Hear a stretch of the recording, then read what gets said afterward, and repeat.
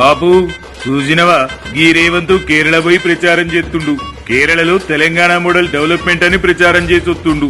జాతీయ నేతగా ఎదిగిండే. అయితే ఏం చేద్దామంటావు మరి?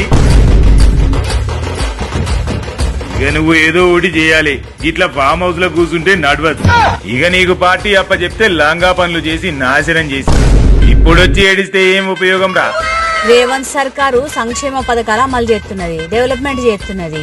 అందుకే కేరళలో తెలంగాణ మోడల్ డెవలప్మెంట్ కు ఓటర్లు ఆకర్షితులవుతున్నారు. ఇక మనం అధికారంలో ఉన్నప్పుడు మనకు దందాలే సరిపాయి, జనాలను పట్టించుకోలే కదా. అందుకే మనల్ని మూలన కూసోబెట్టిర్రు.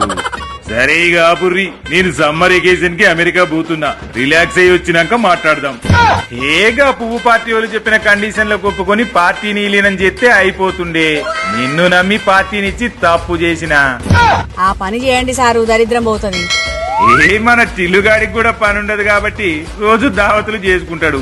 దుబాయ్ అమెరికాలకు సెటిల్ సర్వీస్ చేస్తాడు కదా.